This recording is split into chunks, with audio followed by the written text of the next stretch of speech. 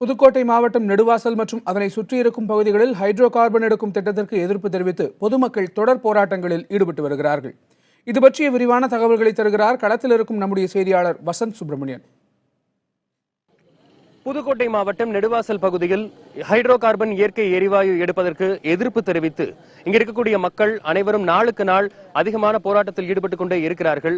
இங்கு இன்னும் சிறிது நேரத்தில் தமிழ் மாநில காங்கிரஸ் கட்சி தலைவர் திரு ஜி.கே. வாசன் வந்து பார்வையிட இருக்கிறார். அவரும் இந்த பொதுமக்களுக்காக இங்க இருக்கக்கூடிய விவசாயிகளுக்காக தன்னுடைய ஆதரவை தெரிவிக்க இருக்கிறார். மக்கள் நாளுக்கு நாள் அவர்கள் போராட்டத்தில் ஈடுபட்டு வருகிறார்கள். போராட்டத்தின் ஒரு விதமாக இன்று 500க்கும் மேற்பட்ட இருசக்கர வாகனங்களில் கருப்பு கொடி கட்டி 500க்கும் மேற்பட்ட இளைஞர்கள் வாகன பேரணி நடத்தவிருக்கிறார்கள். இங்கிருந்து பக்கத்தில் இருக்கக்கூடிய சுற்றுவட்டார பகுதிகளான கிராமங்களை எல்லாம் சுற்றி ஒரு 100 கிலோமீட்டர் அளவிற்கு இந்த வாகன பேரணியை நடத்தி தங்களுடைய எதிர்ப்பை தெரிவிக்க இருக்கிறார்கள்.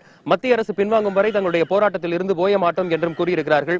இந்த போராட்டத்திற்கு எந்த ஒரு கட்சி சாயமோ அரசியல் சார்ந்து ஜாதி சார்ந்து மதம் சார்ந்து எந்த ஒரு சாயமும் பூசக்கூடாது என்று இந்த மக்கள் உறுதிப்பாட்டோடு இருக்கிறார்கள்.